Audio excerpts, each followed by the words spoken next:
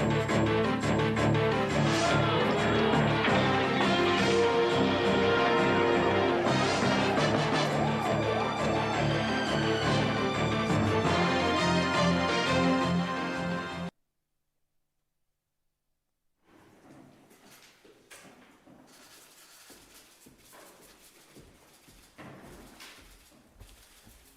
bons días a todos. Empezamos. Rol de prensa ao Consello.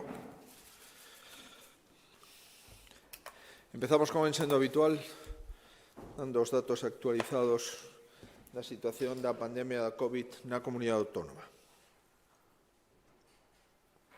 Son 2.875 casos activos, dos cuales 41 se atopan nas unidades de cuidados intensivos, un 83% menos que no pico da pandemia. 163 están en hospitalización. Chegamos a ter, recordarán, máis de 1.200 persoas en hospitalización. Hoxe son 163 e o resto se recuperan nos seus domicilios. Hai xa 115.328 galegos que superaron a enfermedade e xa son 2.378 o número de persoas falecidas dende o pasado mes de marzo. Nas últimas 24 horas, 2 persoas. O noso agarimo ás súas familias. Falando de mortalidade, nos últimos 7 días se notificaron 7 falecementos por COVID. Sin dúbida, é unha cifra dramática, sigue sendo unha cifra dramática que a xente siga morrendo como consecuencia de unha pandemia, pero recordarán que houve días de 20, 25. Na terceira onda chegamos a ter nun solo día, na segunda onda chegamos a ter nun solo día 34 falecidos. Neste momento levamos 7 falecidos nos últimos 7 días. Galicia sigue a ser a comunidade autónoma con menos mortalidade de toda España. Seguimos, por lo tanto, semana a semana, medindo a mortalidade e a obriga de ver cales son as persoas que falecen, e Galicia sigue a ser a comunidade autónoma peninsular con menos mortalidade de España dende o primeiro día que empezou a pandemia. En canto a incidencia, a 7 días estamos en 45,5, España está en máis do doble, 107,6, a incidencia 14 días por 100.000, Galicia está no 91 casos, España está casi o triple, máis do triple, 229,6. Respecto á presión hospitalaria, Galicia sigue sendo a de menor porcentaxe de UCI, o 5,2, fronte 4 veces máis España, 22,6. En hospitalización estamos no 2,5, 4 veces máis España, no 8,03 media do conxunto da nación. Como lle decía, en UCI estamos de segundos. Murcia está mellor que nós estes últimos días e en hospitalización tamén estamos de segundos durante os últimos días. A situación sigue sendo de certa estabilidade, no que evidentemente non se pode baixar a garda, pero tamén creo que é xusto recoñecer os esforzos que está facendo todos, por suposto o persoal sanitario, tamén recoñecer que a pesares da apertura que levamos xa durante varios días, estamos nunha situación de certa estabilidade, con algunha tendencia a alza, maioritariamente na área sanitaria de Vigo. A incidencia 14 días é prácticamente a metade da que había cando comenzamos a apertura, o 26 de febreiro. No conxunto de España, no mesmo período, se incrementou 25 puntos. A incidencia a 14 días pasou de 206 a 230. Nós estamos na metade do que había no mes de febreiro. Por tanto, estamos nunha situación razonable. E a pesar do repunte dos últimos días, temos menos da metade de casos activos que cando iniciamos a desescalada ou a apertura. Recordo que cando iniciamos tiñamos 6.273 casos activos e hoxe hai 2.877. Durante máis de 11 semanas levamos registrando positividades por debaixo do 5%, no entorno do 2,5 ou 2,7. Recordarán que a partir do 5 a Organización Mundial da Saúde considera que hai un risco de transmisión incontrolada. Pois estamos na metade do que a OMS recomenda. E este mesmo período, en de febreiro, levamos feitas máis de 1,2 millóns de probas diagnósticas. Esta semana foron chamados a probas diagnósticas cribados máis de 42.000 persoas. Volvemos a insistir na importancia de acudir ás probas diagnósticas. Lamentamos algunha falta de concurrencia suficiente no día de onte na área de Vigo. É certo que estaban chamados persoas xóvenes, pero tamén os xóvenes se contaxian coa cepa brasileira con maior facilidade. Levamos máis de un mes sin ningún novo caso de usuarios nas residencias de terceira edad, tamén é un bo indicador, e sobre todo un indicador da efectividade da vacina. No relativo á vacina, para concluir esta radiografía da COVID, vamos a continuar vacinando todo o que o número de doses nos permitan. Galicia leva vacinada con cando menos unha dose o 78% dos maiores de 70 anos. Xa estamos intentando aproximarnos a toda esta población de maiores de 70. Inmunizado así o grupo máis vulnerable no que se concentrou o 90% da mortalidade. Por tanto, seguimos avanzando para seguir baixando a mortalidade, de aí 7 falecementos en 7 días, algúns desos días con ningún falecemento. E para que se faga unha idea da incidencia da pandemia e o ritmo de vacinación, hai un dato que creo que é interesante. España leva vacinadas aproximadamente o mesmo número de persoas que resultaron contaxiadas. Galicia leva vacinadas a 5 veces máis das persoas que resultaron contaxiadas. O cual acredita, en primeiro lugar, que vamos a un ritmo de vacinación superior e, adicionalmente, acredita que tivemos moitos menos contagios que outras comunidades autónomas. Si España está empatada, número de persoas que pasou a COVID con o número de persoas vacinadas, e Galicia vacinou a 5 veces máis o número de persoas que pasaron a enfermedade, acredita, polo tanto, que estamos nunha situación mellor desde o punto de vista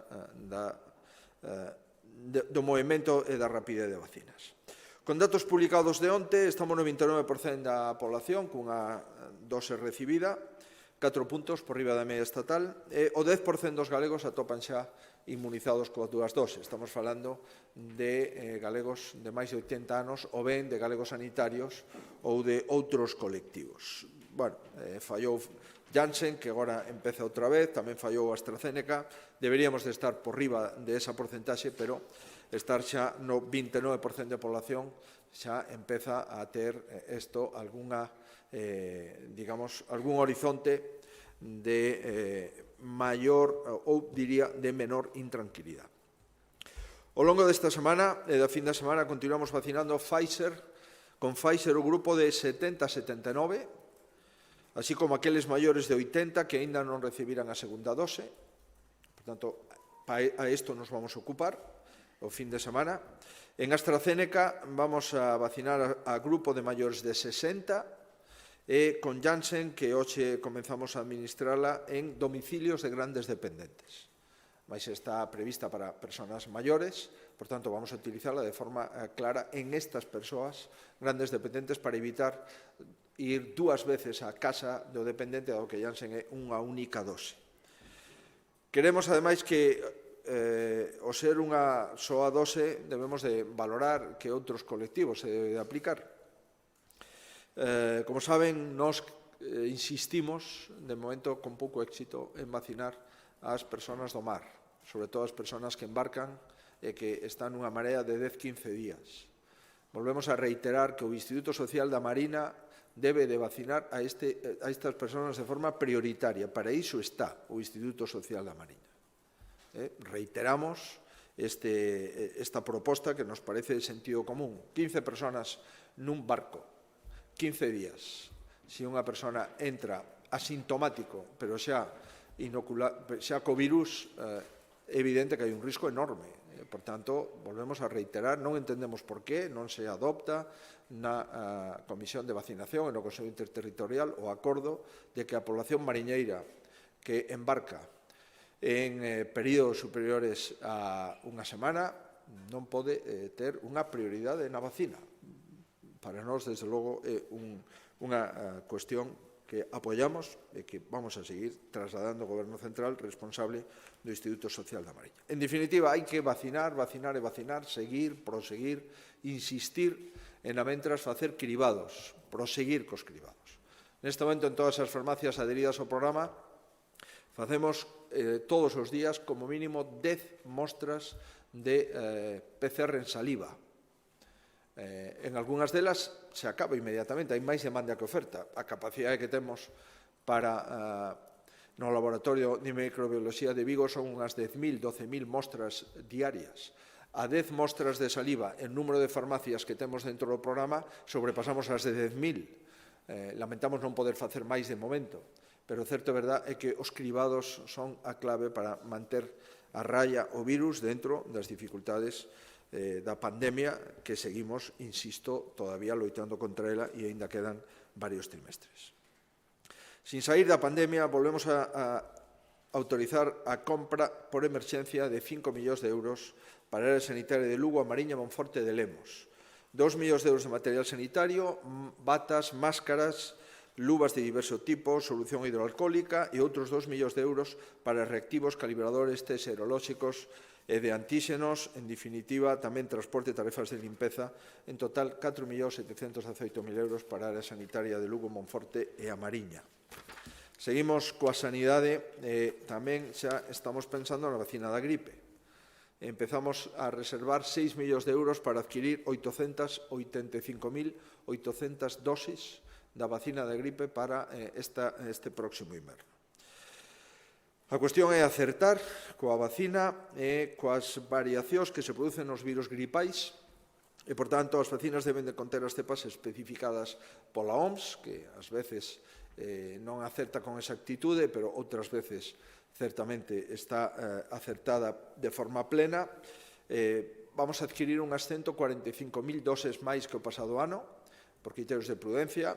Non sabemos exactamente como vamos a estar no inverno. É certo que a máscara é a mellor vacina contra a gripe e non sabemos se durante o inverno próximo vamos a ter todavía esa máscara posta ou parcialmente ou totalmente. O certo é verdade que, en todo caso, o que vimos é adquirir xa vacinas con as 145.000 doses máis que o pasado ano e máis de 885.000 vacinas para os maiores, as persoas embarazadas, o personal sanitario, en definitiva,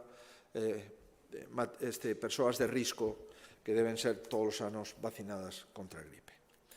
Seguindo con sanidade, temos identificado algúns riscos relacionados con o consumo de sustancias psicoactivas e determinadas conductas que poden acabar derivando en adiccións entre menores de idade.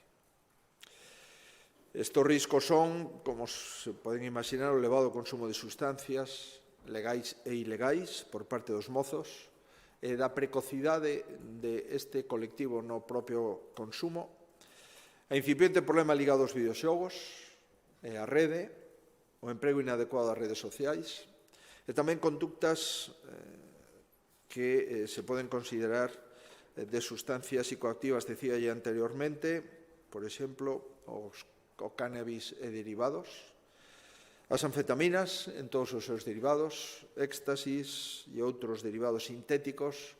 En definitiva, hai un consumo en relación a este asunto que nos preocupa. E no plano legal, observamos que hai unha certa dispersión de normas que regulan a venda ou publicidade de algunhas sustancias. Cal é o obxectivo? Regular isto a nivel legal. Abrimos un período de información pública para que todas as asociacións e colectivos que están ocupados, preocupados e que coñecen estes sectores, pois nesa consulta pública nos podan remitir propostas e este proxecto de lei de prevención de adiccións en menores de Galicia comeza a andar a partir de xa. Abrimos o período de información pública e esperemos acertar nunha regulación non fácil. Hai unha serie de obxectivos: actualizar os criterios e principios que soportan as medidas de prevención das administracións, das organizacións, introducir limitacións á venda e suministro de consumo e publicidade de principais sustancias psicoactivas, volvo a reiterar, cannabis, derivados, anfetaminas e derivados. Terceiro obxectivo, adoptar medidas para superar certo clima de permisividade e normalización do consumo, e tamén recoller medidas específicas de outras adiccións, como as que se producen co mal uso das tecnoloxías digitais, os videoxogos, as redes sociais. Hai unha enquisa Studes 2019 que arroxa unha serie de resultados hacia os adolescentes galegos. Adolescentes de 14 a 18 anos. O 72,5% consumiu alcohol algunha vez. O 35,9% tabaco. E o 27,5% cannabis. Un 13% dos alumnos desta idade teñen un posible uso compulsivo de Internet. Sobre todo en maiores de 18 anos, o uso compulsivo de Internet está no entorno do 16,5% de acordo con esta enquisa. Pois ben, vamos a avanzar na prevención no ámbito da mocidade e vamos a intentar regular con unha certa sistemática normativa este tipo de conductas dentro do ámbito da prevención. Seguimos apostando por os sectores máis castigados pola pandemia. Dos máis de 400 millóns de euros que a Xunta leva dedicado a fondos para reactivar a economía e mellorar a situación familiar e salarial de persoas que están nos ERTEs, persoas que tuveron que pechar os negocios, etc. Recordarán que hai uns 160 millóns específicos para o sector da hostelería. No primeiro plan, pagadas 33.000 axudas. No segundo plan, pagadas 23.673 axudas, que supón o 83% do total da convocatoria. Son 62 millóns de euros pagados dos 75 inicialmente previstos. Evidente que necesitamos que a Administración Central do Estado apoie a cantidad que transferiu a Galicia, é unha cantidade que, dende o principio, dixemos que é insuficiente. Temos máis do 7% de autónomos e nos transferiron o 4,2% de fondos. Evidente, por tanto, que hai outra vez unha discriminación en favor de algúns e en prexuízo de outros, pero o certo verdade é que nós vamos a seguir avanzando e hoxe damos luz verde aos convenios tipo para que os concellos que así o consideren se podan adherir ao plan de hostelería financiado pola Xunta de Galicia. Cada concello que se adira vai a suplementar e ampliar as axudas da Xunta de Galicia. Inicialmente estaba previsto uns 1.000 euros por establecemento hosteleiro. Isto era o que nos decían os concellos que están a disposición de insertarse neste programa común.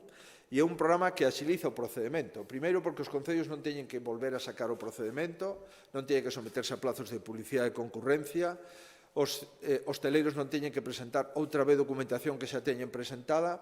Cuarto, hai unha plataforma de pagos que está ensaiada, que é a da Xunta de Galicia, que leva pagados máis de 130 millóns de euros. En definitiva, vamos a ver cales son os concellos, nos poñemos a súa disposición para favorecer todo o plan de pagos, a plataforma de admisión e de selección. Estamos en disposición, por tanto, para que os concellos e a Xunta de Galicia podan traballar de forma conxunta en beneficio dos establecementos hosteleiros dos termos municipais onde os concellos teñen unha sensibilidade adicional co sector da hostelería. Dous temas importantes no ámbito de medio ambiente. Aprobamos o Plan de Prevención de Incendios 2021. Como saben, o Pladiga é o plan concreto, aí se concretan os plazos, as medidas, o orzamento, se concreta as tarefas de extinción, de detección e de formación, pero antes do Pladiga activamos o plan de prevención contra os lumes do ano 2021, 30 millóns de euros. Obxectivo, 58.000 hectáreas de monte, 5.000 kilómetros de pistas e vías de comunicación. Este ano vamos a limpar un 22% máis de hectáreas que no plan de prevención do pasado exercicio. Contempla, ademais, o documento o mantenimento de casi 4.000 puntos de auga e construción de 222 puntos novos de auga para recoller auga polas motobombas ou polos helicópteros cando sexa necesario. Se estructura en 3 bloques: actuacións de prevención no territorio, actuacións de prevención na poboación e actuacións de prevención complementarias.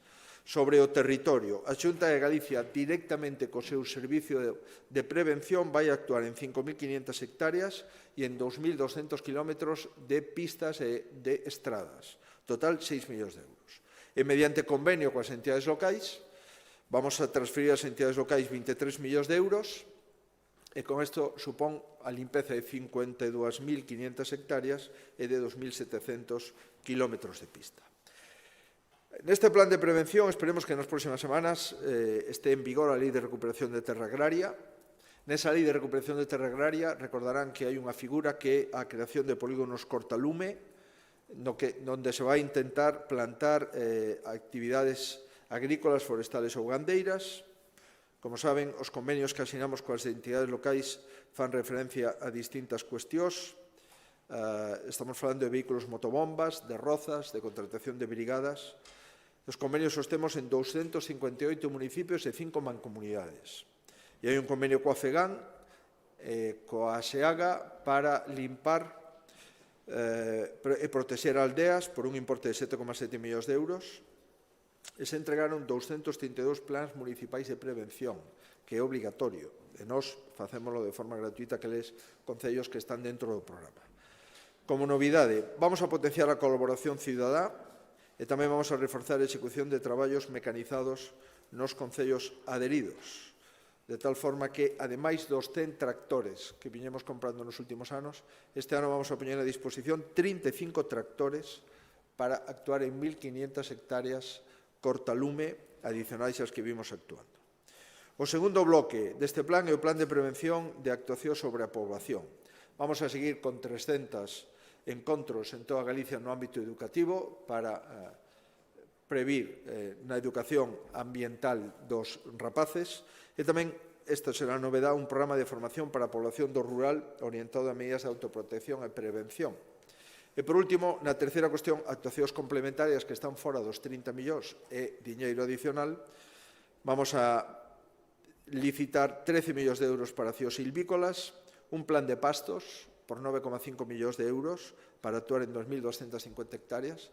Se trata de establecer zonas de pasto, pero cunha orientación da prevención de lumes. Por tanto, teñen que cumprir os dos requisitos, que haxa unha demanda de pastos na zona e, adicionalmente, a ubicación concreta non será onde sexa o chou, senón que será onde poda ser máis útil para romper unha cadea de bosque, unha cadea de plantacións. Contamos tamén con aldeas modelo. A data de hoxe hai 70 peticións de aldeas modelo. 35 están en trámite e dentro destas 22 xa presentaron os seus datos de actuación para poñer en valor 1.000 hectáreas. Tamén contamos coa Lei de Recuperación e unha figura dos polígonos agroforestais. Neste momento hai máis dunha dúcia en execución e previsión. Básicamente son polígonos de carácter vitivinícola. Son hectáreas de xente que pon a disposición que quere facer un polígono vitivinícola e, polo tanto, tamén isto entra dentro das actividades complementarias de prevención. Como saben, tomamos a decisión de facer un centro integral para a loita contra o lume en Toén, nas proximidades do Concello de Ourense, Concello de Toén, e tamén un proxecto interlumes co que vamos a dotar o sur da provincia de Ourense na primeira base aérea transfronteriza para a loita contra incendios. Son 9 millóns de euros ao sur da provincia de Ourense e tamén a zona transfronteriza con Portugal é especialmente castigada e, por tanto, vamos a facer un área de contraincendios para que poda aterrizar avións e poder utilizar tanto avións lusos como españois nesta zona específica de alto risco, como ven sendo habitual nas últimas décadas. Pois ben, este é o plan de prevención que poñemos en marcha xa de forma inmediata, sin esperar o Pladiga, que normalmente se aproba cando empeza a campaña de extinción de lumes. Seguimos no ámbito do medio ambiente, biorresiduos. Obxectivo da Unión no ano 23, todos os concellos deben de estar implicados na recollida selectiva de residuos, concretamente de biorresiduos, a través do quinto contenedor, o contenedor marrón. Imos axudar os concellos a cumprir este propósito, que é francamente ambicioso. A Xunta inviste 64 millóns de euros para cumprir coa Directiva Europea do ano 23 e para que en Galicia estén colocados os quintos contenedor cor marrón nas rúas, nos concellos galegos e tamén plantas de tratamento. En relación coas plantas, investimos 52 millóns de euros. As plantas serán de dos tipos, as plantas de biorresiduos e as microplantas e plantas de transferencia. Plantas de biorresiduos, 4 plantas. Unha delas xa funciona en Cerceda, onde está a base central de Sogama, xa está estando operativa para 18 concellos, e xa temos en licitación 3 plantas. Unha nova planta en Vilanova de Arousa, outra en Cervo e outra en Verín. Obxectivo funcionando no ano 22. Con estas 4 plantas novas, vamos a dar servizo a 700.000 habitantes que viven en 85 concellos. E vamos a procesar nestas plantas novas, nestas 5, 46.200 toneladas anuais de residuos orgánicos. Seguimos avanzando. Microplantas e plantas de transferencia. Ademais de facer estas 4 plantas dedicadas exclusivamente a biorresiduos, vamos a transformar con 5 millóns de euros 5 plantas que xa temos: Curtis, Ponteceso, Cañiza, Río Torto e Alama. E unha nova planta, esta de construción, ex novo, en C. Ademais, vamos a meter 2 millóns de euros para adaptar as 7 plantas de transferencias que xa están funcionando, que son Chantadas a Riavigo, Silleda, a Rúa, Narón e Porriño. Todo isto co objetivo de que este funcionando no ano 22. Que logramos con esta resposta? Dar servizo a 295 concellos, 4 de cada 5 galegos. 280 dispoñen dunha planta de residuos ou de transferencia a menos de 50 km de distancia.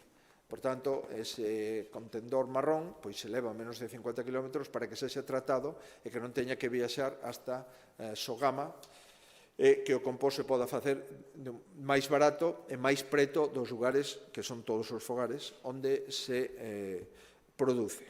Nos quedan 15 municipios que non entran no radio dos 50 km. Son 11 na provincia de Ourense e 3 en Lugo. Son municipios pequenos, rurais, que normalmente o compost se adica basicamente á alimentación dos animais, e apostamos pola compostaxe individual e comunitaria nestos concellos. E tamén nos queda Ribeira, que é un concello de 27.000 habitantes, onde o concello está a habilitar a súa propia planta de transferencia. Por tanto, finalizamos no ano 22 todas as plantas. Somos das poucas comunidades autónomas, polo que nos dice o Ministerio, que ten xa prácticamente pechado o diseño desta nova exixencia medioambiental, e, ademais, dedicamos 12 millóns de euros para mercar 38.000 contedores marróns e 70.000 composteiros individuais e comunitarios. Por tanto, isto é unha axuda aos concellos para que podan poñer nas rúas este contendor marrón que complementa así os tradicionais que temos neste momento xa máis familiarizados.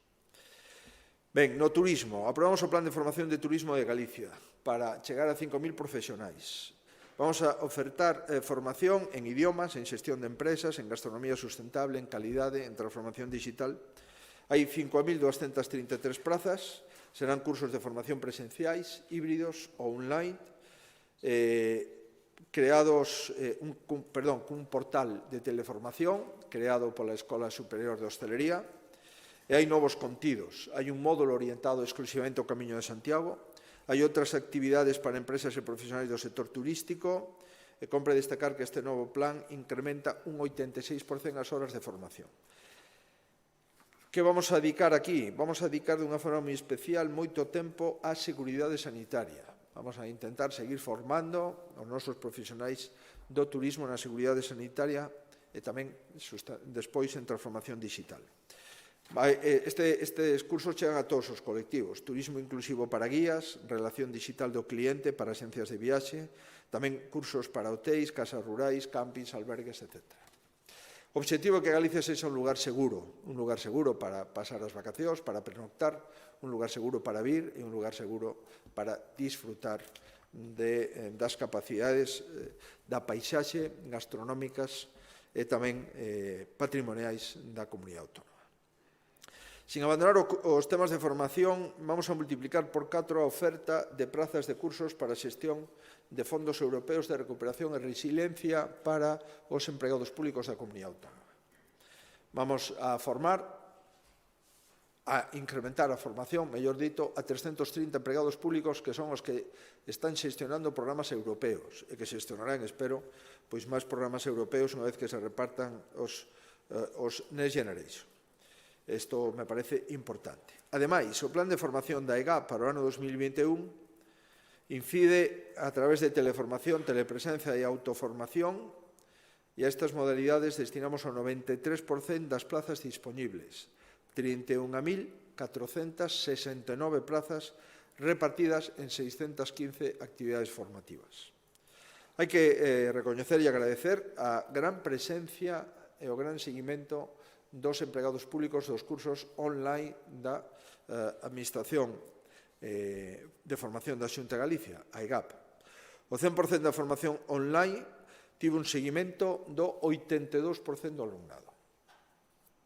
Ademais, se incrementou notablemente a telepresenza, que é a que mezcla a presenza en tempo real con a videoconferencia correspondente, e a previsión que temos para o ano 2020, a previsión que tiñamos no ano 2020, implicaba impartir 81% da docencia en modalidades non presenciais, cifra que se incrementou ata alcanzar o 92% da actividade programada. Por tanto, fixemos máis docencia por este tipo de modalidades tecnolóxicas, e o certo é que o seguimento supera o 90% dos cursos, o cual acredita que os cursos por videoconferencia teñen máis presenza en curso incluso que os cursos presenciais.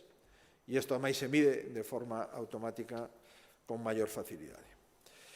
Ben, pois vamos a seguir incentivando os funcionarios públicos da Comunidade Autónoma e editamos a terceira edición dos premios aos empregados públicos innovadores. Hai moito talento instalado na Comunidade Autónoma. Hai dúas convocatorias, unha identificación de oportunidades e outra proxecto con temática máis innovadora. A identificación con oportunidades se refire a propostas que deberán detallar e definir unha problemática no servicio que presta a cidadanía, así como razóns que motivan o proxecto. E pois o proxecto con temática máis innovadora son proxectos innovadores xa realizados ou en curso, por tanto que están probados. Quen se pode presentar? Todo o personal que traballa na Administración Xeral da Comunidade Autónoma e o sector público empresarial. Queda fora a docencia e a sanidade porque forman parte de administracións distintas. Hai un comité de avaliación que se encarga do examen da proposta. Os premios serán 2.000 euros a cada gañador e 3.000 se funciona o premio se otorga a un grupo de funcionarios. O ano pasado se presentaron 35 propostas e foron distinguidas dúas. Unha iniciativa de Augas de Galicia, que se chama Innova Augas 4.0, e que conseguimos con esta iniciativa 7 millóns de euros de fondos. Por tanto, felicitacións ao personal e á persona que tutelou este proxecto. E outra tamén distinguida foi o Laboratorio de Consumo de Galicia, que busca excelencia na vigilancia do mercado, que fixe unha aplicación Zebra, que ten unha aplicación móvil para facilitar o traballo da vigilancia dos inspectores de consumo cando se adican a inspeccionar os mercados. Agradecemos o interese e o talento que pon a disposición aos funcionarios públicos, non só para cumprir o seu traballo, senón para innovar e mellorar o traballo da Xunta de Galicia. Vamos finalizando. Hai 8 grupos de acción local de pesca que, dende o ano 2016, veñen xerando 2.900 postos de traballo directos e indirectos, que contribuíron ao PIB de Galicia con 137 millóns de euros e que desenvolveron 487 proxectos. Impulsados con 70 millóns de euros, 30 de presuposto xunta, 40 investimento privado. O 80% dos proxectos se centraron na diversificación e na valorización de produtos da pesca, e concentraron o 80% das axudas. E, por outra banda, hai un 25% de proxectos liderados polo sector productivo e un 11% polo comercializador e un 6% polo transformador. Se teñen interese, lle podemos dar o número de proxectos por cada lugar ou por cada grupo. Son 8 grupos, se lles parece, podemos pasar por alto esta concreción. No ámbito da cultura, levamos investidos entre o ano 16 e 20 14 millóns de euros nas bibliotecas dos centros públicos do ensino en Galicia. Supón un 33% máis con respecto ao período anterior. E o certo é verdade que estamos moi satisfeitos. Non só nós, senón os alumnos, os profesores, as familias, e cando se trate de bibliotecas, pois Galicia está dentro dos primeiros sistemas educativos. Galicia referencia especialmente tal aplicación do Plan de Mellora de Bibliotecas Escolares, Plan B, o que se uniron 742 centros galegos. Pois ben, no presente curso, o 76% do alumnado de centros públicos se beneficiaron deste plan. O 94% dos estudantes destes centros fai uso cotián da biblioteca escolar e o 80% dos mesmos conta cun alumnado voluntario. E o 93% integran medios tecnolóxicos nas súas actividades. Dentro desta iniciativa puxemos en marcha o proxecto Bibliotecas LIA.2, que está integrado por 25 centros cuxas bibliotecas funcionan como laboratorios de ideas. Non é só o lugar onde están os textos escritos, é o lugar onde hai recursos para a ciencia, onde se pode activar unha emisora de radio para o centro, onde hai recursos de robótica, impresión 3D, set audiovisuais. Por tanto, é un lugar onde a xente tamén vai a facer, por suposto, actividade audiovisual ou robótica, ou incluso periodística, mediática, a través das radios. Tamén hai bibliotecas inclusivas, fixemos un esforzo por mellorar o mobiliario e os equipos por 1,7 millóns de euros. Hai distintos programas, mochilas viaxeiras, envío de libros aos fogares para estimular a lectura das familias. E tamén contribuímos a mellorar a capacidade lectora dos alumnos, coa biblioteca creativa que está en 102 centros. Tamén no manexo de información co programa Radio, na Biblio, que xa contan 110 centros participantes. Por tanto, hai 110 centros que teñen unha emisora de radio e que producen programas cos alumnos e fan as reportaxes radiofónicas que consideren oportunas. En segundo lugar, abrimos as bibliotecas ao profesorado e as familias. Docentes desenvolveron máis de 1.100 accións formativas. E, por último, hai un aprendizaxe por proxectos, fundamentalmente a través dun concurso de traballos por proxectos. No curso previo, 84% das bibliotecas promovía este tipo de métodos. En definitiva, levamos 14 millóns de euros investidos dentro do ano 2016. Estamos observando que hai moita demanda e moita participación. En no ano 21 vamos a incrementar o plan LIA cun orzamento suplementario de 3 millóns de euros para o período 2021-2024. Por tanto, pasaremos, entendo, a 17 millóns de euros.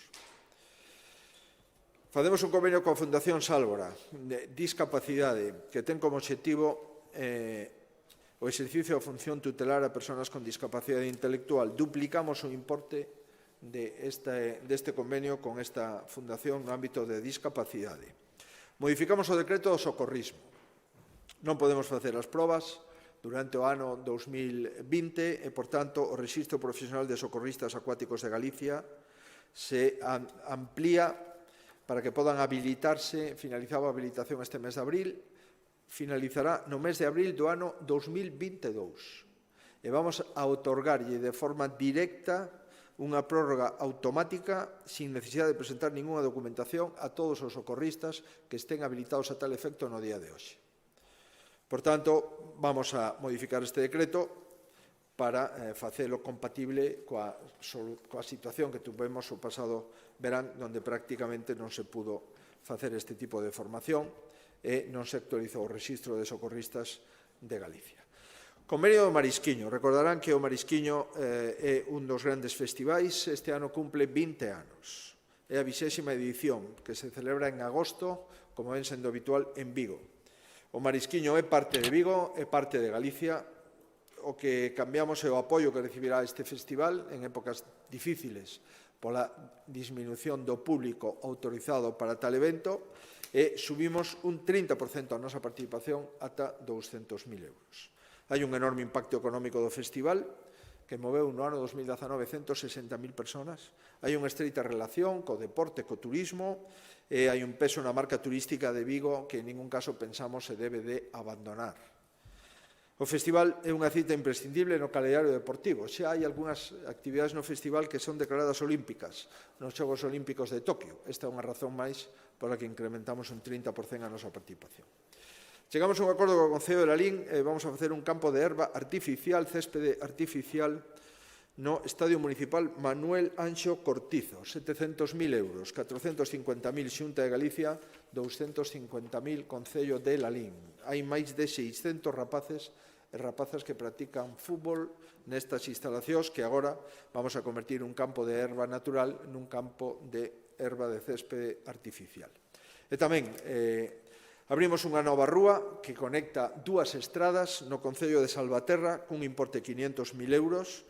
A Xunta lle corresponde a expropiación e execución das obras, a expropiación dos terreos necesarios e a execución das obras, e o Concello deberá realizar os trámites expropiatorios, redactar o proxecto e acometer os traballos que posteriormente esta rúa e as estradas que as conecta formarán parte do patrimonio municipal. E o mesmo, de outro xeito, no Concello de Vilamarín, na estrada Ourense 189 entre San Martiño e Pazos de Monte, 455.000 euros para mellorar a accesibilidade, a mobilidade dos veciños, renovar as beirarrúas das marxes de Pazos de Monte e na entorna do pretil do río instalarse protección peonil. Hai unha nova iluminación tamén deste tramo que humanizamos no Concello ourensán de Vilamarín.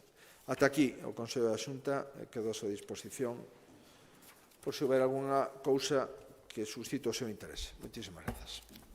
Por favor, presidente, podría darnos a súa opinión sobre a decisión do presidente do Goberno de España de non reunirse de novo cos presidentes autonómicos e máis sobre as declaracións da ministra de Sanidade sobre o certificado de vacinación dicindo que debe ser común para toda España? Non teño información se o presidente xa se nega a volver a falar cos presidentes autonómicos. Sería unha cousa moi sorprendente, que en plena pandemia levamos tantos meses sin reunirnos e agora que empeza a diseñarse a España post-estado de alarma, que non coincide coa España post-Covid, senón que o estado de alarma se levanta antes de finalizar a Covid, sería bastante prudente reunirse para diseñar que vamos a facer entre todos, que seguridade xurídica vamos a ter, cal é a estrategia de xestión e organización da pandemia despois de levantar as restriccións, despois de que non pode haber toque de queda, nin peches perimetrais, nin outras decisións e medidas que tiñamos nos últimos meses. Sorpréndeme en todo caso e espero que o presidente rectifique, porque se os presidentes autonómicos queremos falar co presidente, o lóxico é que o presidente fale cos presidentes autonómicos, porque o que sí sabemos é que de momento o Goberno de España vai a seguir sin xestionar a pandemia. Por tanto, parece razonable que cando entremos nun nova escena legal para xestionar a pandemia descoñecida con un vacío xurídico evidente, podamos ter unha reunión para diseñar ese momento post-estado de alarma e poder falar de cales son as actuacións, as coordinacións e a proposta que trae o Goberno de España para xestionar a pandemia sin legislación sanitaria. Entendo eu, que deberíamos de ter esa reunión. En relación con, non sei se a decisión da ministra non, nos sorprende moito en todo caso, porque a ministra levamos xa fai 15 días que falamos con ela bilateralmente, onte mesmo, conselleiro, unha conversa bilateral coa ministra, onde lle anticipamos que nós non solamente vamos a expedir, senón que non solamente estamos expedindo, senón que vamos a seguir expedindo os certificados de vacinación. A nadie discute que os nenos galegos teñen unha cartilla de vacinación, onde se apuntan as vacinas que reciben todos os nenos galegos. En Galicia, para entrar nunha escola infantil financiada con fondos públicos, é requisito acreditar que as vacinas están postas o día. Por tanto, non solamente é correcto o que estamos a facer, senón que entendo que a maioría dos servicios de saúde empezarán a certificar as persoas que son vacinadas, que están vacinadas, onde estiveron vacinadas, cal é a vacina que se lle dispensou e o número de lote na primeira e na segunda dose. Ora ben, é difícil de entender o empeño do Goberno en opoñerse a calquer avance sin propoñer algo alternativo.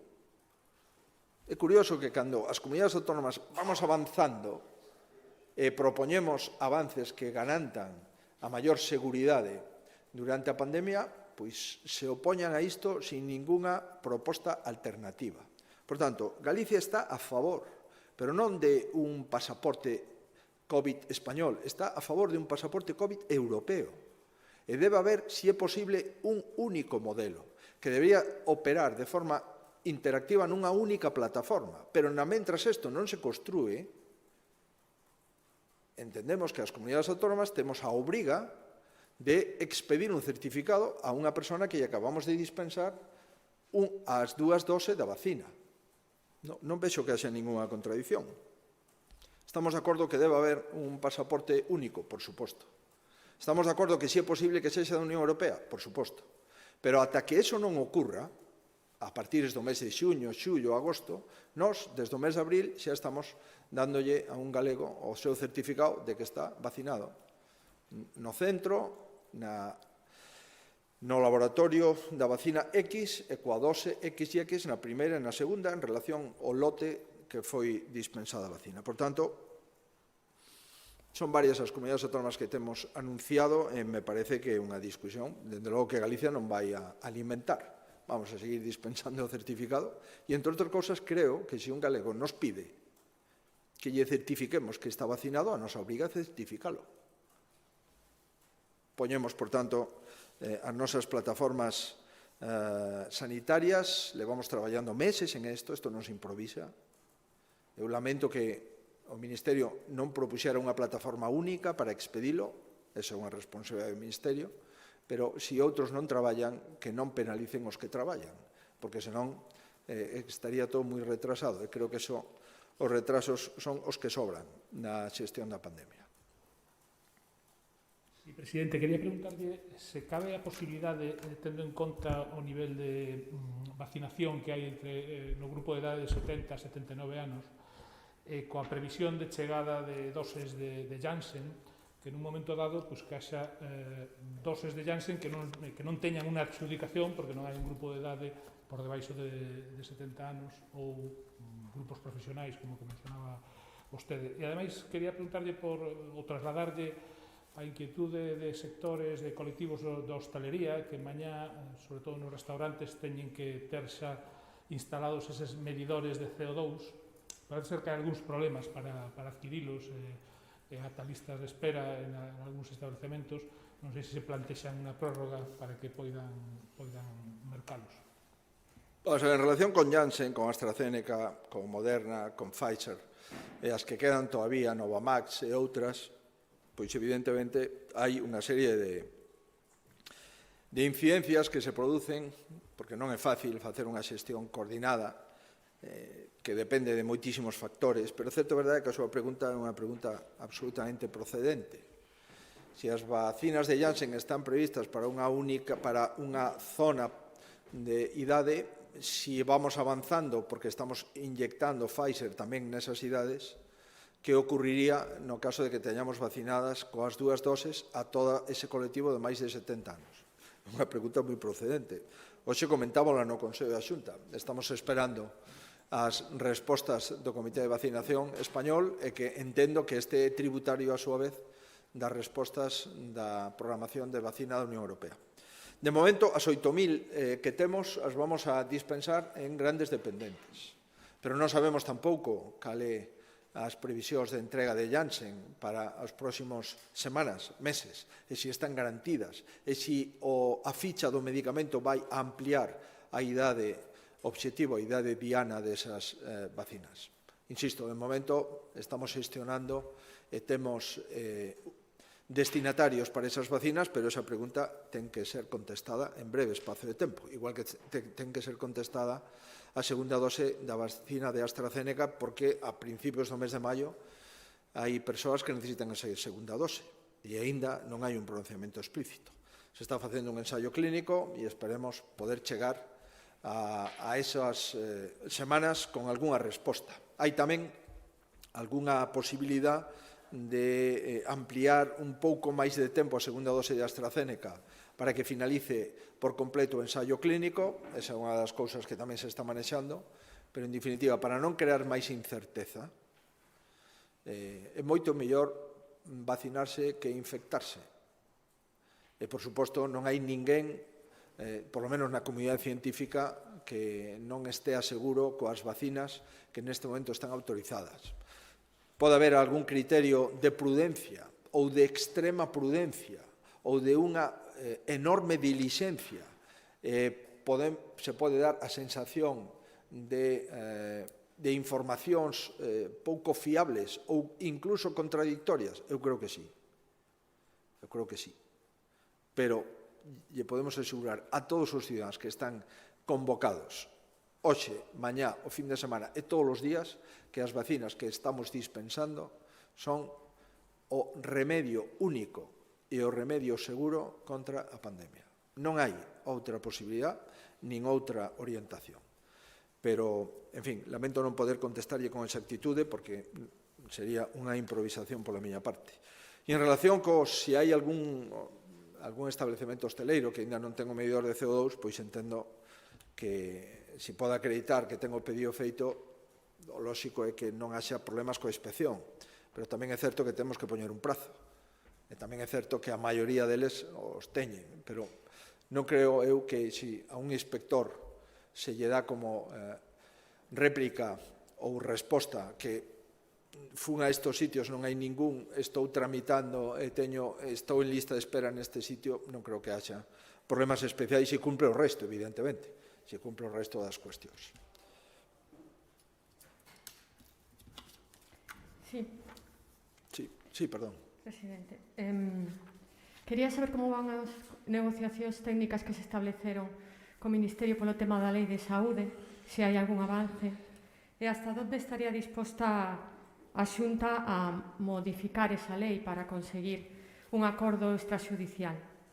E tamén quería preguntarlle o seu parecer por unha afirmación que fixo hoxe o líder do partido dicindo que el ten que ser Pablo Casado, dicindo que el ten que ser a media entre Feijóo e Ayuso. Como interpreta esta afirmación de Pablo Casado? Gracias. Ben, en relación coa Lei de Saúde, lamentamos esta situación.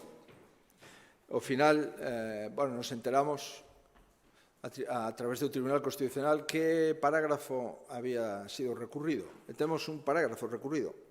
Por tanto, non é toda a Lei de Saúde. É un apartado da Lei de Saúde. O resto da Lei de Saúde non está para nada e está en pleno vigor. Dende logo, non é comprensible a actuación do Goberno nesta cuestión, porque, por unha banda, dice que está disposto a negociar, pero nos denuncia previamente.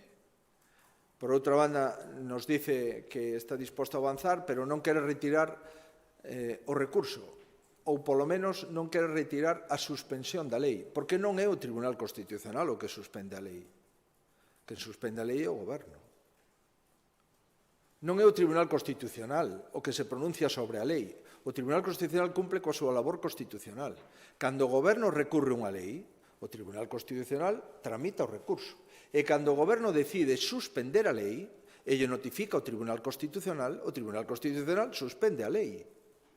Por tanto, aquí non hai ningunha decisión do Tribunal Constitucional máis que cumplir a súa función de admitir o recurso e, adicionalmente, admitir a suspensión da lei que propón o Goberno de España. Creo que é bo ese tipo de consideracións, porque parece que foi o Tribunal Constitucional o que suspendeu a lei. Non. O Tribunal Constitucional, se o Goberno lle notifica a súa decisión de suspender unha lei autonómica, o Tribunal Constitucional ten que suspendela. Nada máis. E ten un plazo de 5 meses para decidir se a suspensión se mantén ou se levanta. Por tanto, todo o que está ocurrindo a toda agora, o Tribunal Constitucional non ten nada que ver e é unha decisión do Goberno central. Mire, nós temos toda a intención do mundo de solucionar este asunto. Si o Goberno de España dice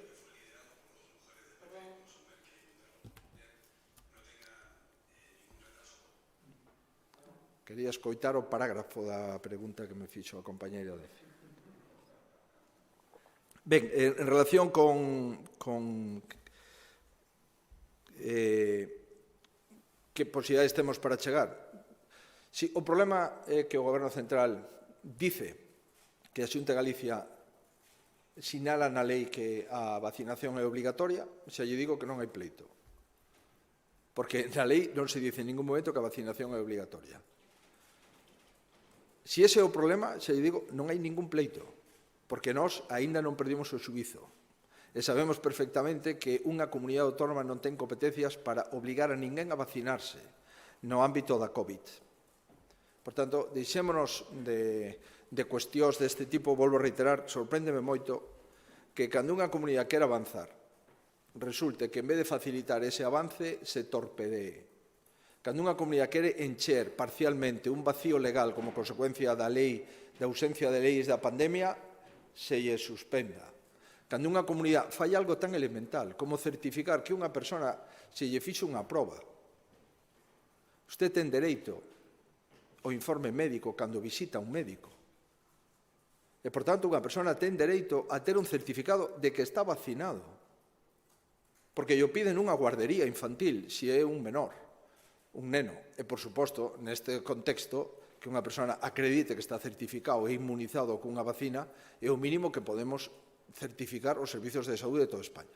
Eu lamento que non haxa un modelo único de certificación, lamento que non haxa unha plataforma única para que o Sergas non teña que construir unha específica, lamento todo isto, pero se esperamos a isto, evidentemente, non facemos certificados de vacinación ata que finalice o proceso de vacinación. Por tanto, Galicia vai chegar, dentro de pouco, a 1 millón de persoas vacinadas coa primeira dose. E isto non se pode decir, molesta a alguén.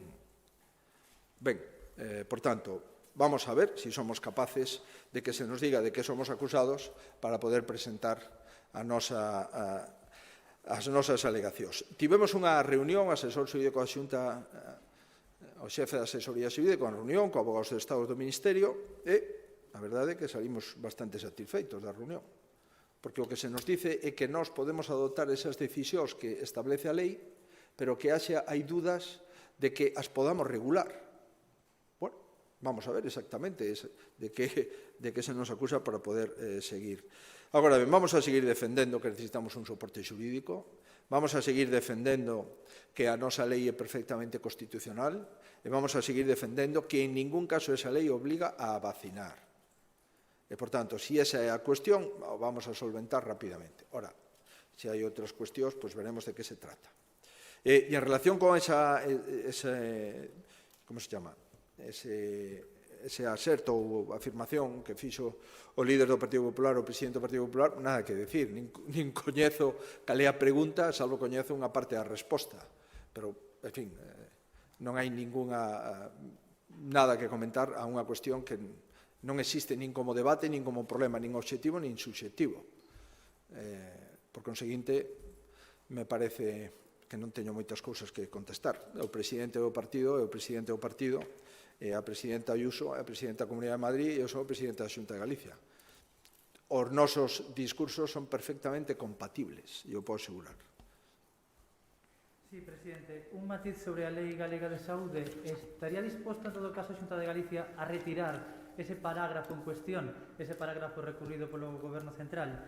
Despois tamén lle quería preguntar sobre o paso de Meirás se cree que o Goberno Central debe recurrir canto antes o fallo que dá razón aos Franco e que os sitúa como propietarios dos mobles, do mobiliario que hai no pazo.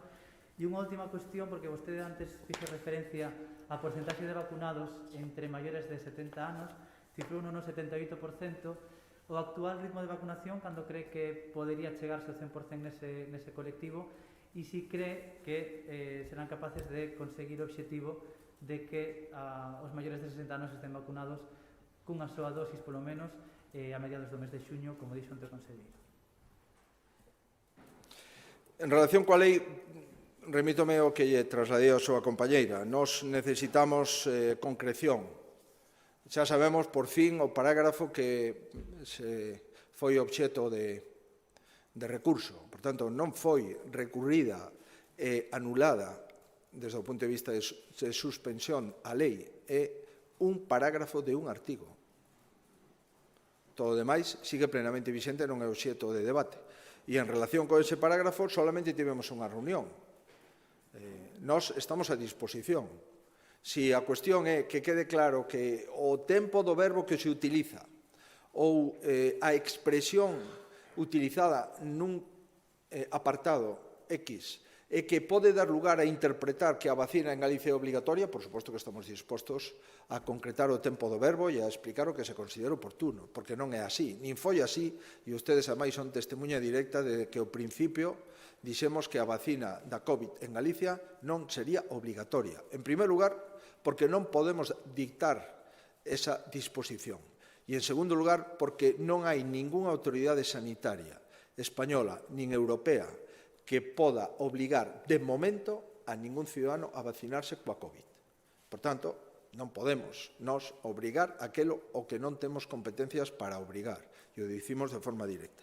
Hai outras cuestións, vamos a velas, volvo a reiterar, é que empezamos a falar fai moi pouco tempo. Se hubiéramos falado antes de presentar o recurso, que sería o lóxico.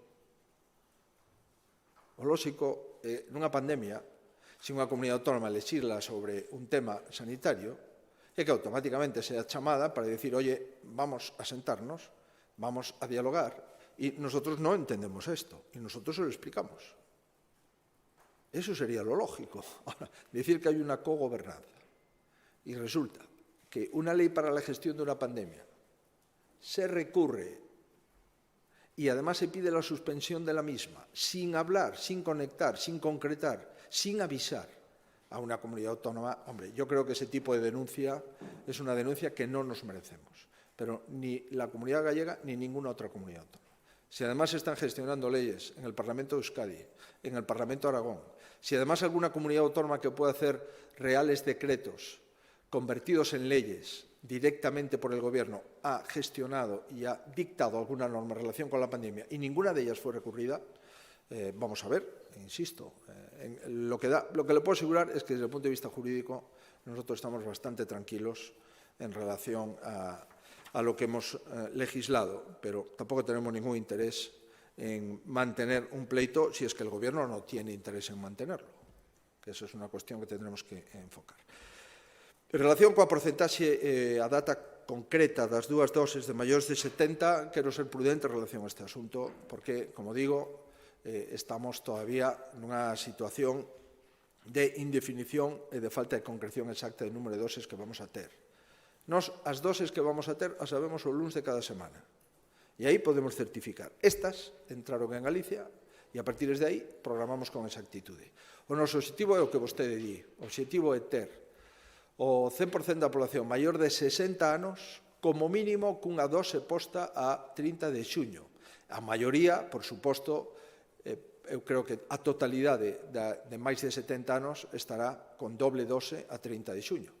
Pero, se podemos no mes de maio ter unha porcentaxe moi alta de doble dose en maiores de 70, ese, por suposto, forma parte como objetivo do objetivo global, que é maiores de 60 cunha dose todos o 30 de xuño. Se temos vacinas, eu podo asegurar que o vamos a cumplir. Pazo de Meirás. Ben, vamos a ver, en relación con Pazo de Meirás, o problema que hai, dame a sensación que hai un problema de concreción da demanda. Se a demanda é recuperar a propiedade dos predios do inmoble, é distinta que recuperar a propiedade de todos os mobles que conforman o Pazo. Me dá a sensación que probablemente, o mellor, pois, esa demanda adolecía de concreción no que se refire aos mobles. No que se refire ao que máis se preocupa a Xunta de Galicia, que son as estatuas do Mestre Mateo e a Biblioteca de Emilia Pardo Bazán. Están declaradas BIC e, por tanto, esa supón unha absoluta protección. E calquera actuación, decisión sobre as estatuas Mestre Mateo ou a Biblioteca de Emilia Pardo Bazán necesita autorización da Xunta de Galicia. Isto é o que a nós nos incumbe. En segundo lugar, aquela parte dos mobles, das baixelas, das alfombras, das lámparas, que o Goberno central considere que proveñen de patrimonio nacional, entendo que o lóxico é reclamarllas. Pero, insisto, neste momento estamos vendo coa Avogacía do Estado, me dá a sensación que isto non é recurrible, pero si se pode iniciar un novo pleito en relación cos mobles. Vamos a ver exactamente que é o que propoñen.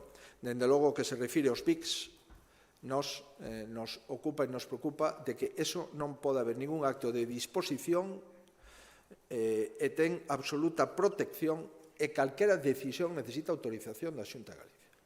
Eso está así, por tanto, vamos a cuidar especialmente. Se hai algún outro moble de patrimonio nacional, eso xa lle corresponde á Avogacía do Estado tomar posición e decisión ao respecto. Sí, boas tardes. Eu quería preguntarlle porque onte falou da posibilidade de utilizar fondos europeos para un traslado de ENCE.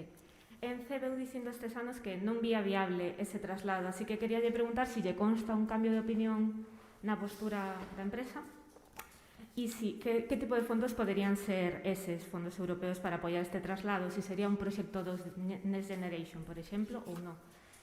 E seguindo con Next Generation, quería preguntarle porque entregaron no Parlamento o listado dos proxectos públicos.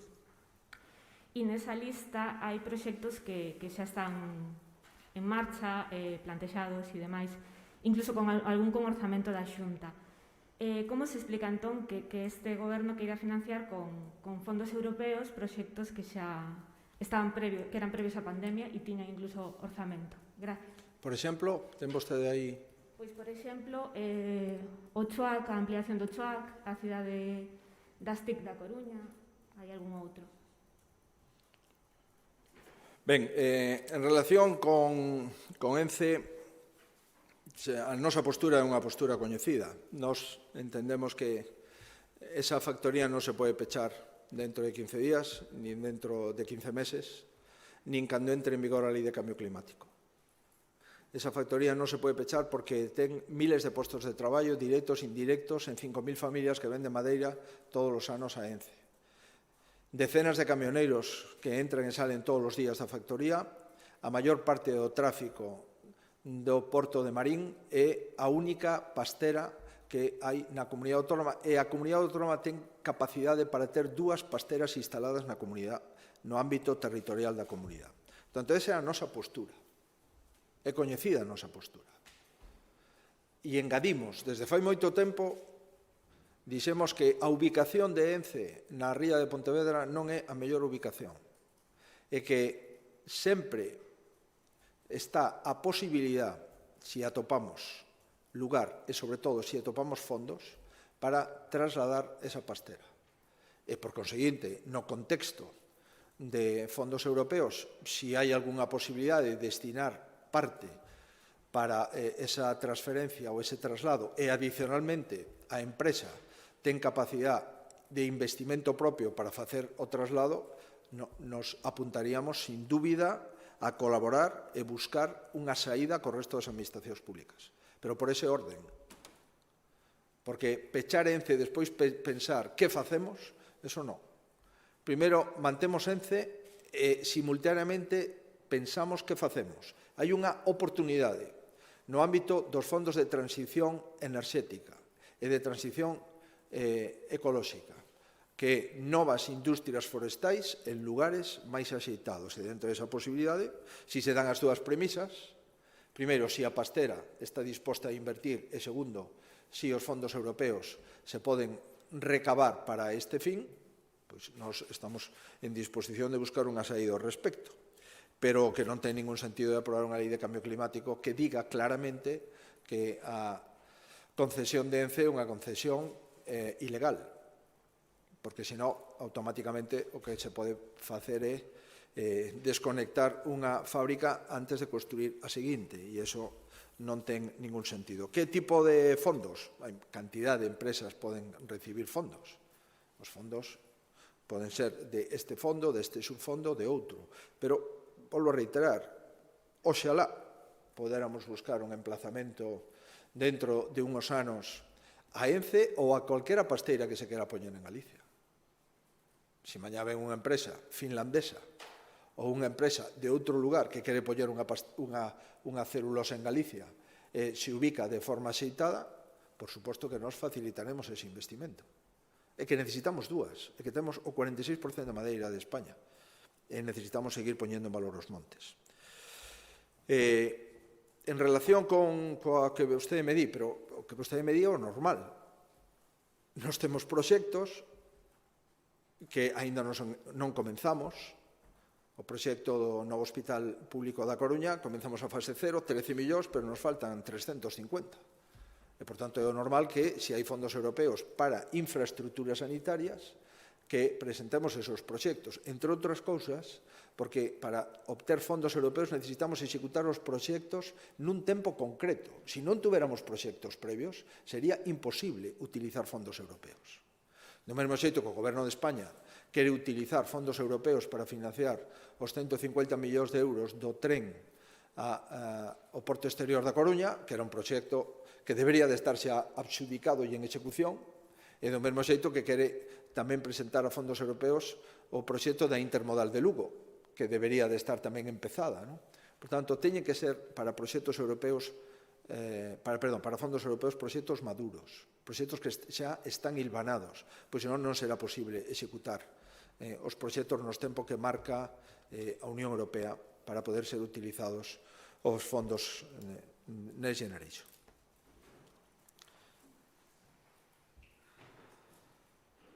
Sí, bons días.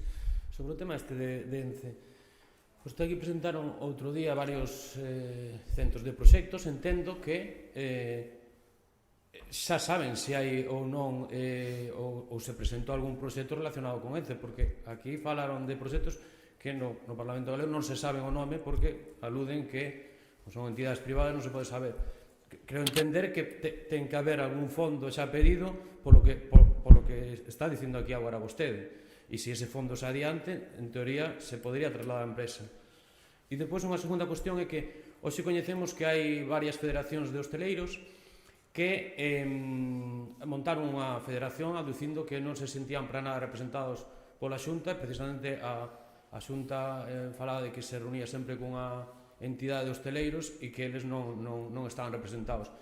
Piden unha reunión con vostede xa urxente. Vai manter esta reunión con eles?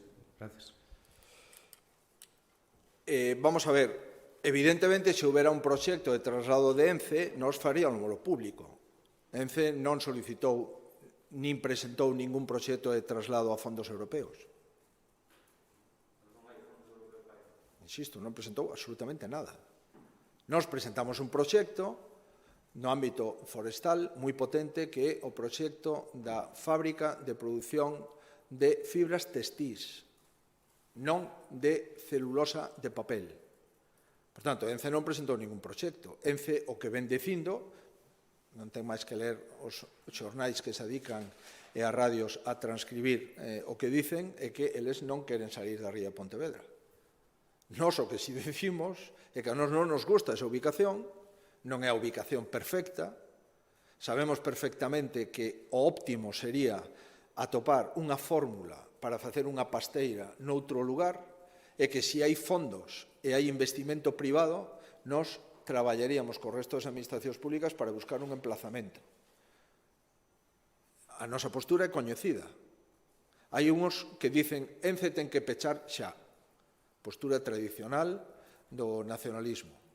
E hai outros que decimos a nós non nos gusta a ubicación de ENCE, pero ENCE non pode pechar na mentras non haxa outra pastera de papel, de pasta de papel, que utilice e que se ubique no territorio da comunidade autónoma. E neste momento de crise, aínda menos. Se é un momento inoportuno para xogar con miles de empregos e miles de familias no ámbito da venta de madeira, é este. Por tanto, se hai fondos europeos e o Goberno que é o que decide, o Goberno pode decidir perfectamente que deixa unha partida de fondos con cargo ao Ministerio de Transición Ecolóxica, con cargo ao Ministerio de Industria, con cargo que consideren oportuno, para ubicar unha pasteira en Galicia. Se o decide o Ministerio, nós traballaremos co Ministerio en tempo real. Ora, se o Ministerio único que fai unha lei de cambio climático para decir que aquelas concesións que non estén definitivamente outorgadas non poderán en ningún caso manter os seus emplazamentos, comprenderá que eso é un parágrafo destinado exclusivamente a ENCE, porque a concesión de ENCE está xudicializada e, polo tanto, non está definitivamente outorgada, porque está xudicializada. Por tanto, o que persigue o artículo 18 da Lei de Cambio Climático, entre outras cousas, é pechar ENCE. E nós nos opoñemos a un peche inmediato de ENCE, non nos opoñemos a un traslado no que pode haber fondos europeos e, por suposto, investimento privado. Non vamos a regalar un traslado o 100% a unha compañía, porque eso non ten cabida, na miña opinión, nos fondos europeos, nin na política económica do Goberno Central, nin, por suposto, o da Xunta de Galicia. En relación con que se a Xunta representa ou non representa os hosteleiros, non, a Xunta representa os cidadáns de Galicia. E as federacións de hosteleiros se representan a si mesmas. Hai 4 federacións, a Coruña, Lugo, Orense, Pontevedra e creo que Vigo. O de Vigo creo que tamén representa a Pontevedra. Pois, se teñen algunha diverxencia interna, pois non teño moito máis que engadir. Pero nos sentamos cos representantes das federacións provinciais da hostelería.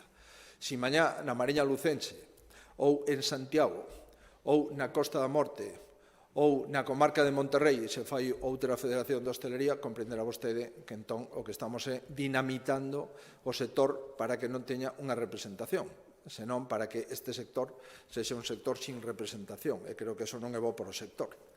Pero, en fin, eso é unha cuestión que non depende de nós.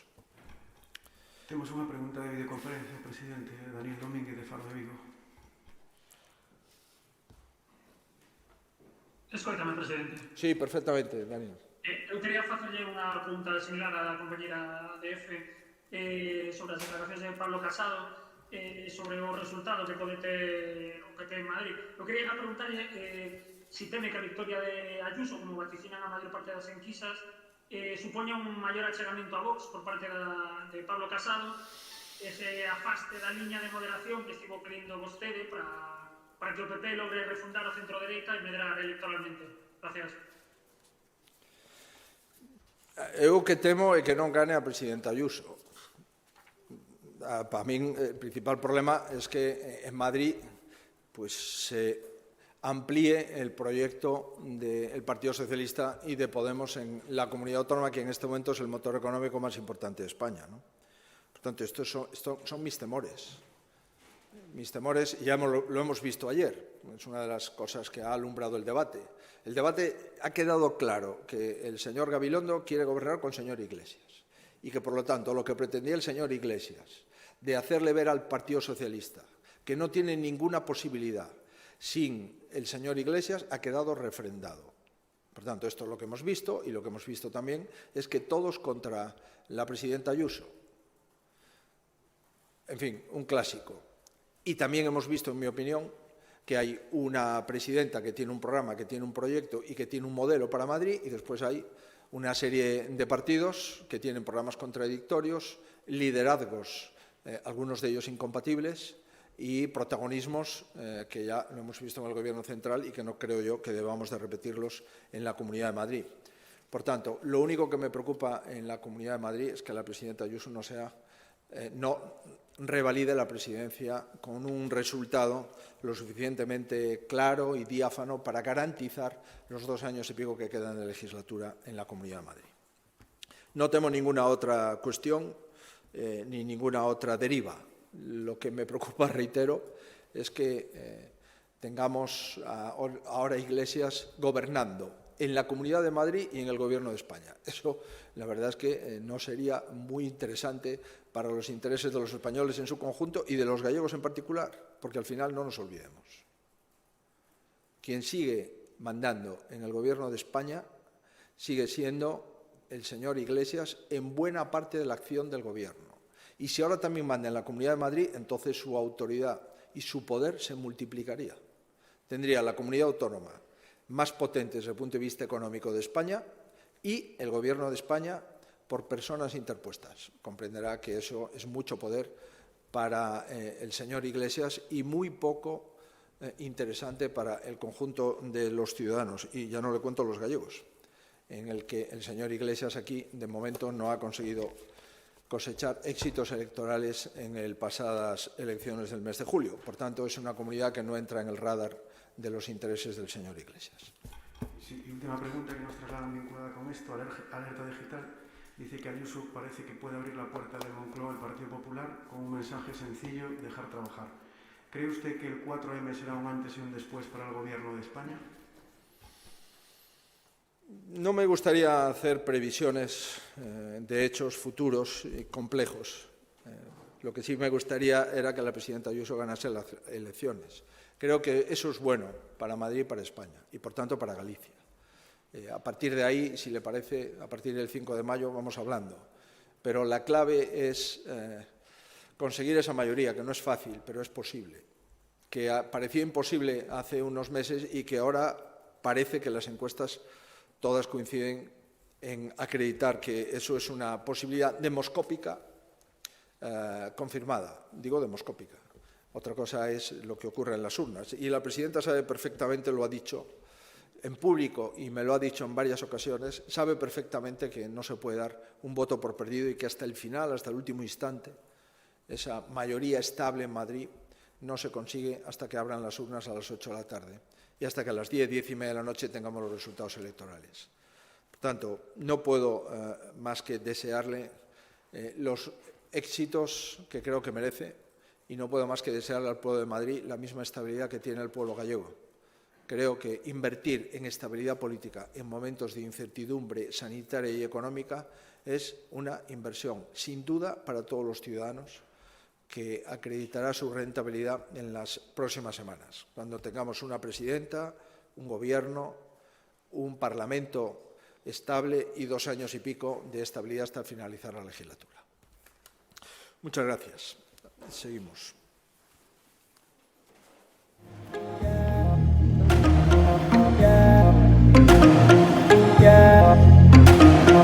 Yeah.